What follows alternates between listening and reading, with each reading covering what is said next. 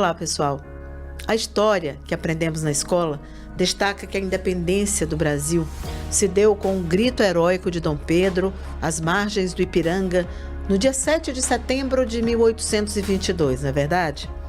Mas o certo é que o processo que culminou com a separação do Brasil de Portugal, ele é bem mais complexo e envolve episódios e pessoas que ao longo de muito tempo ficou às margens dos registros históricos.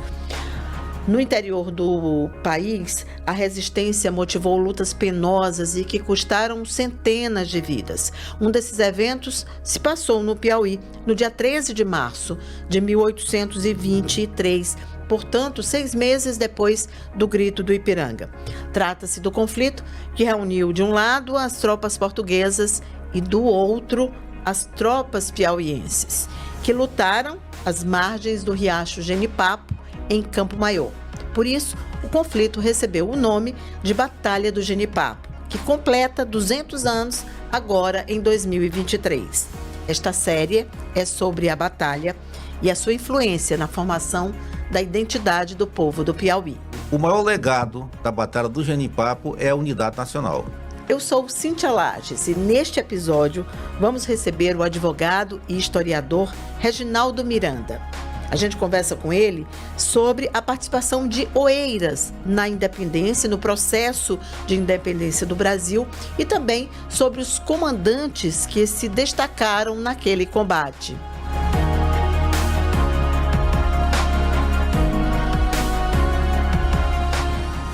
Olá, Reginaldo, seja muito bem-vindo ao nosso episódio.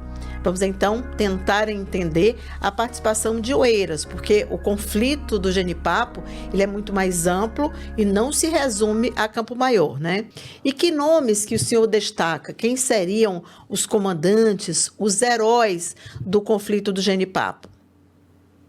João José da Cunha Fidié era um militar português, nascido em 27 de agosto de 1788, em Lisboa. Descendente de família francesa, por isso o nome, né? O avô dele, Jerônimo Fidié, era natural dos Pirineus Ocidentais e mudou-se para Lisboa com a esposa e uma filha e montou lá uma fábrica de pão francês em Lisboa, né? Ficou muito conceituado e de forma que se inseriu ali no meio da sociedade lisboeta. Mas ficou viúvo depois e casou-se com uma portuguesa. Então, teve um filho, entre os filhos dele, Fernando Antônio Fidié, que é o pai do João José da Cunha Fidié. Então, ele é um português com ascendência portuguesa e francesa, estudou no Colégio Militar de Lisboa e foi um militar de destaque. Ele teve o grande destaque dele foi na Guerra Peninsular. Sabemos que Napoleão Bonaparte, né, naquela época de expansão lá na França, invadindo os demais territórios, invadiu a França, a Espanha, Portugal, e que obrigou a família real, toda a história que a gente conhece, vir para o Brasil. E na reconquista do território português, os portugueses aliados aos ingleses, e ele foi um militar que destacou-se ali nesse conflito. Por isso que depois ele foi, exatamente por conta dessa experiência que ele adquiriu nessa guerra peninsular, em 1822, ele foi enviado para o Piauí diz que o príncipe, no caso Dom João, pediu a ele que resistisse o mais possível, né? Que ele era interessante, que ele era filhado do príncipe Dom João, depois de Dom João VI. Eu localizei, batizado, ele teve de batizado lá, está lá no caso o príncipe Dom João, à época, como padrinho. Localizei também o casamento dos pais deles e do avô, esse Jerônimo Fidié. De forma que ele foi enviado para cá. Que é interessante a gente colocar o seguinte: o Brasil, anteriormente, o Brasil não era só uma colônia portuguesa, eram 2 colônias no passado, né? Tinha uma colônia chamada Estado do Brasil, com sede no Rio de Janeiro, um governo ligado diretamente a Lisboa, e tinha o Estado do Maranhão e Grão-Pará, que era uma outra colônia que teve sede em São Luís e depois em Belém do Pará. Então, Portugal tinha 2 colônias na América, todas as 2 ligadas diretamente a Lisboa. O que acontece? Quando Portugal percebeu que era difícil manter a colônia, o sul e sudeste do Brasil, depois da unificação, então houve um plano de manter por mais alguns anos Norte, Nordeste, Centro-Oeste como colônia. Então, dividindo o Brasil em 2, né? O que seria o Brasil né, já à época de Dom João VI. Fidié foi mandado para cá, foram mandados, na verdade, 2 militares muito experientes. O brigadeiro Luiz Madeira de Melo para a Bahia e o João José da Cunha, que era sargento-mor na época, que é o mesmo cargo, um posto de major para Oeiras, que era para eles seccionar o movimento de independência que ficasse restrito só ao Rio, São Paulo, Minas, e manter por mais alguns anos Norte, Nordeste, Centro-Oeste como colônia, e dizendo que ele resistisse o máximo que pudesse. Então ele veio para cá já para manter esse plano português dessa região como colônia de Portugal. Ele chegou em Oeiras em agosto de 1822. E pouco tempo depois, a Câmara Municipal de Parnaíba, na cidade da Câmara de Parnaíba, faz aquela proclamação de independência. E em 19 de outubro de 1822, e ele sai. Foi a primeira proclamação aqui no Piauí, né? Porque temos 3 datas importantes, né? O conflito foi apenas uma delas e foi em 1823. Sim. Mas em 22 ainda, já tivemos Oeiras. Parnaíba foi no dia 19 de outubro. Mas o que é importante ressaltar é que os parnaibanos, liderados por João Cândido de Deus e Silva, Simplício Dias da Silva, Leonardo Castelo Branco, e em Campo Maior, Simplício José da Silva, Lourenço de Araújo Barbosa e tantos outros, mas esses aí foram um pouco antes. Mas do movimento de Parnaíba, eles ainda não tinham conhecimento do grito do Ipiranga. Naquela época as comunicações eram muito lentas, né? Então, veja só, a proclamação de Parnaíba era pela independência do Brasil e sua união com Portugal, o que é uma aparente contradição, né? Mas na verdade não havia contradição, porque o que eles queriam mesmo era a manutenção do Reino Unido de Portugal, Brasil e Algarves. Quer dizer, o Brasil não voltava à colônia. Mas quer dizer, essa proclamação de Parnaíba, ela contrariava os interesses colonialistas dos constituintes de Lisboa. José Francisco Miranda Osório e outros tiveram que ir para o Ceará, porque nessa altura o Ceará já estava rompido também com Lisboa e já tinha proclamado sua independência. E lá no Ceará, eles regimentaram forças para vir ajudar no Piauí, né? Então, pacificada ali na visão do Fidié, a vila de Parnaíba, ele retorna. Lá em Parnaíba, ele tomou conhecimento. Foi lá em Parnaíba que ele tomou conhecimento que Oeiras já havia se rebelado. Né? Então, no dia 24 de janeiro, ele ainda estava lá, né? Então, a cidade de Oeiras também proclama sua adesão à independência. Nessa altura, Oeiras já sabia do que tinha acontecido no Rio de Janeiro, em São Paulo, né? No grito do Ipiranga. Então, o Fidié volta com a sua tropa para abafar o movimento de Oeiras. É nesse momento que ele encontra com forças do Piauí, que estava com atrás de Campo Maior, somado com força do Ceará, que foram piauienses e cearenses naquela luta. Eles estavam entrincheirados numa posição no Riacho Genipapo. Só que a estrada que vem, chegando em Campo Maior, se bifurca, né? São dois ramais. Tá. Então, o Fidié, quando chegou também, ele veio por um lado e mandou uma pequena parte pela outra parte também. Ele dividiu a tropa. Dividiu um pequeno contingente de torno de 20 para observar o que estava acontecendo. Encontrou com tropa do Piauí, né? Lá com uma tropa também pequena que tinha ido também fazer uma vistoria. Houve tiroteio.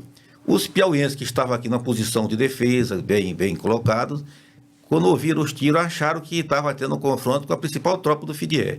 Então eles abandonam suas posições e correm para aquele outro lado. Eles pensaram, como eu falei, que o conflito estava acontecendo em outro local, eles deslocaram para lá. Quando viram que não, retornaram. O Fidié já tinha tomado aquelas posições. Mas o Monsenhor Chaves, por exemplo, fala assim do desamor, do patriotismo daqueles piauienses, que eles achavam que venciam ali. E os piauienses, quando partiram em campo aberto, foram atingidos, mas sempre avançando, sempre com muita coragem, por isso que morreram, né? Há contradição, né? Mas sobre o número de pessoas que morreram, mas uma coisa se sabe, 200 mortos ali é coisa certa, né? E 542 prisioneiros. Mas esse número pode ser muito maior. Tá. Né? Esses prisioneiros foram para onde?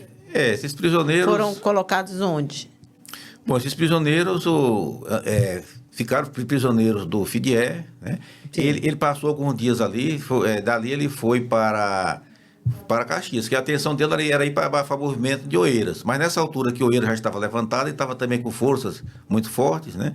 Então ele foi a Caxias, levou esses piauienses com ele, alguns ele libertou, né? Teve, né, pouquíssimos que aderiram, né? E na verdade a maior parte ele libertou depois, né?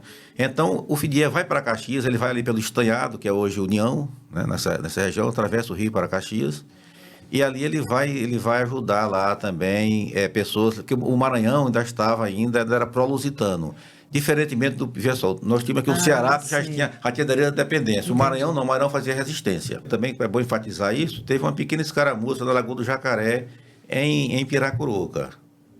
Quando ele vinha, foram lá para um lugar e morreu 1 ou 2 pessoas apenas, né, na Lagoa do Jacaré. O conflito foi no dia 13 de março, 2 dias depois. Depois ele vai para Caxias. E é em Caxias que ele enfrenta, quer dizer, a grande resistência dos piauienses. Nessa altura, os líderes do movimento em Oeiras, Manuel Souza Martins, Joaquim Souza Martins, Manuel Pia de Miranda Osório, Inácio Francisco Araújo Costa, todos aqueles líderes que depois assumiram o governo, né, da província. Aí veio com as forças militares de Jerumenha, aquelas vilas que tinham, só tinha 6 vilas no Piauí, né? Veio Tiburcio José de Borges com o regimento de Parnaguá, o Nilson Jerumenha, do capitão João Gomes Caminha, que vão engrossando essas forças de Oeiras. Claro, Pereira de Abreu Bacelar, Antônio José Pereira Castelo Branco e outros de Valença, vêm de Marvão, e os piauienses, e os cearenses que vêm junto nessa altura. Então, eles... Marvão, que hoje é Castelo do Piauí. Inicialmente, era uma preocupação de Oeiras, que era guarnecer as passagens do rio Parnaíba. Que o maior receio dele não era nem do Fidié voltar para Oeiras, era o receio do governo do Maranhão mandar tropas para invadir o Piauí, né, para o movimento. Por isso que eles tomaram essas medidas, porque o rio Parnaíba, evidentemente, que tem as passagens, nem em todo lugar dá acesso à travessia de tropas, né? Então ele pegou nas passagens, na Manga, a passagem São Francisco, que hoje é Amarante, uma passagem aqui perto do povoado Bom Jardim, aqui entre Nazaré e Palmeirais, nos pontos de passagem de tropas, podiam passar, aí foi regimento do Piauí para guarnecer. Suspenderam o fornecimento de carne também para o Maranhão, porque eles ficaram com a reserva com o Maranhão, nesse sentido. Então, isso durou quanto tempo, assim, só um parênteses, essa reserva do Piauí com o Maranhão? Foi até que a queda de Caxias. A cidade de Caxias caiu em agosto de 1823. E aí... Então, desde janeiro, de 23 de janeiro a agosto, eles ficaram... Veja só, as tropas que depois Oeiras regimentou, se tivessem, eram tropas preparadas também. Se elas tivessem em Genipapo, o nosso povo, os piauienses teriam tido melhor sorte, né? Porque eram tropas também armadas e preparadas, mas que não participaram nessa altura da Batalha do Genipapo. Qual foi o destino do Fidié? Depois da batalha, a gente já avançou, né? Contando aí esses desdobramentos. Mas aí o que aconteceu com ele depois? Bom, ele foi para Caxias, ele chegou lá, ele fortificou a cidade de Caxias, né? Caxias era um centro comercial importante do Maranhão, né? No meio norte do Brasil. Ele fortificou Caxias e ficou ali na defesa, né? Por muito tempo. Depois os piauienses primeiramente eles montaram um quartel na Vila do Puti, que é hoje Teresina, em outro lugar, e foram se aglutinando junto com os cearenses e avançando para o rumo de Caxias. Chegaram a cercar Caxias, tomaram todas as entradas, de forma que, embora o Fidié e os maranhenses tivessem o domínio da cidade de Caxias, mas eles não podiam mais sair para buscar mantimentos, né? Então, o Fidié depois diz isso na correspondência, né? Que a dificuldade que teve para sair, para conseguir, que eles começaram também a fazer assalto de fazenda próxima para pegar carne, gado, para levar para alimentação. É o famoso cerco de Caxias, né? Eles cercaram a vila de Caxias à época, e isso demorou veja só, a rendição só foi em agosto, né? Então, desde junho, julho, já o cerco, e foram invadindo ao pouco, até que conseguiram, mas ele sempre, tem que se dizer a favor do Fidié, que ele sempre foi muito obstinado, militar disciplinado, mas muito obstinado. Ele, embora a Câmara de Caxias, muitos militares maranhenses, quisesse negociar já os termos de paz, ele resistia. Por isso que houve uma reunião lá, e ele foi destituído da liderança, assumiu um outro militar para fazer negociações de paz, né? Entendi. Porque ele era irreversível, ele não queria... Não, ele se recusava a fazer, né? Então, depois que foi, o brigadeiro Manuel Souza Martins, assumiu o teste do governo, estava lá, um vogal do governo do Maranhão, um comandante das armas do Maranhão, que era José Pereira Filgueiras, o das armas do Piauí, que era Joaquim Souza Martins, liderando os militares do Piauí, né, no geral, e esse do Ceará, conseguiram, por fim, a rendição de Caxias. Fidié foi preso, foi levado para Oeiras, né, pelas tropas militares do Piauí. Houve aí uma divergência com os cearenses, porque os cearenses queriam levá-lo como trunfo de guerra, né, para o Ceará. O Manuel Souza Martins, futuro Visconde da Parnaíba, não aceitou isso, levou para Oeiras. E também tem uma situação até constrangedora, né, que os cearenses que nos ajudaram muito. Conte pra gente. Os cearenses que nos ajudaram, né, ajudaram tanto, né, em toda essa guerra da independência, no final, para voltarem para o Ceará, terminaram, as tropas de Oeiras ainda estavam em Caxias, né? Afinal, eles vieram à frente e tentaram chantagear o Visconde da Parnaíba, o da Souza Martins, só queria voltar para o Ceará recebendo indenizações, né? E o Piauí estava sem dinheiro dos cofres, infelizmente, né? O presidente da Junta, o Souza Martins, teve que fazer empréstimo para espécie de indenização para as tropas cearenses. Eu tenho, até nesse livro meu também, tem lá uma passagem que o Visconde da Parnaíba escreve lá, o nome da junta, que custava muito a ele manter aquele militar português lá, porque quando olhavam para ele, lembravam de tantas viúvas piauienses que choravam, tinham ficado viúvas, porque tinham perdido o marido pelas mãos dele, né, na guerra. Ele foi enviado para a Bahia, mas ele mesmo, enquanto preso, ele protelou o máximo a ida dele para a Bahia, porque ele tinha medo de ser morto na estrada, porque ele estava sendo levado por militares que ele tinha combatido, né? Sim. Então veio um militar da Bahia, o nome da família Dória, né? Eu recordo o primeiro nome aqui, Dória, e junto com os piauienses levaram ele até Salvador, cidade da Bahia. Lá da Bahia, pouco dia depois, ele foi enviado para o Rio de Janeiro, foi entregue ao novo imperador brasileiro, Dom Pedro I. Dom Pedro I concedeu uma anistia e mandou depois, né, que estava tentando, né, com Portugal e conseguir, né, da melhor forma possível, anistiou e enviou o Fidié para Portugal, para Lisboa. Depois que ele chegou em Lisboa, né, ele passou durante quase 20 anos como diretor do Colégio Militar de Lisboa. Então deram a ele um posto de consolação. Foi, lá em Lisboa. Ele não foi mais lutar, mas ele teve um cargo administrativo. Administrativo bom lá em Lisboa, diretor do Colégio Militar. Interessante é que ele, no final da vida, quando ele foi afastado, exonerado desse cargo, ele queria permanecer, já que depois de quase 2 décadas, ele começa a fazer ofícios para o rei, para os ministros. E aí ele vai dizendo, isso é importante para a gente descobrir sobre a vida dele, que para ele conseguir o peito dele, ele vai fundamentando com o que ele já fez no Piauí, né? Então ele vai dizendo, eu lutei, assim, fiz isso, fiz aquilo, e ele publicou, depois, isso aí foi publicado, chamado Vária Fortuna de um Soldado Português.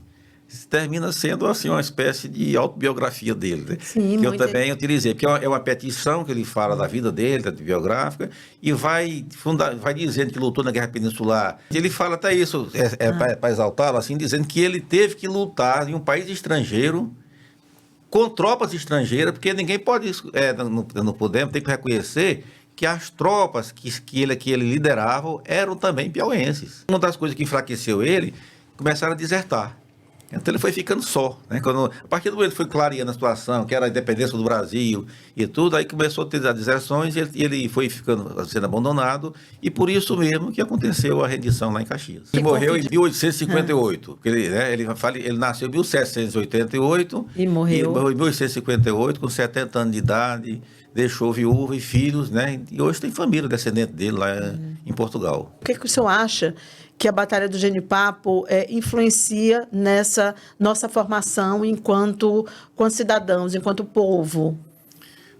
Eu entendo que a Batalha do Genipapo foi um momento de afirmação do piauiense, do brasileiro como nação, né? Por exemplo, aquele sentido de pertencimento a um lugar.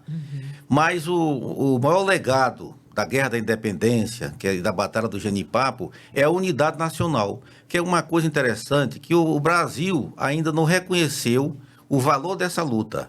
porque evidentemente que aquela parte do sul e sudeste já estava independente. Mas se não fosse a luta dos piauienses, aqui, piauiense, cearense, aqui nessa região, o Piauí teria se dividido, como aconteceu na colônia espanhola. Cada província se tornou um país, a Venezuela, a Colômbia, Chile, Argentina, né? Então, hoje o Brasil não seria o país dessa dimensão. Resumindo, o maior legado da Batalha do Genipapo é a unidade nacional. Genipapo, 200 anos do conflito mais sangrento na luta pela independência do Brasil.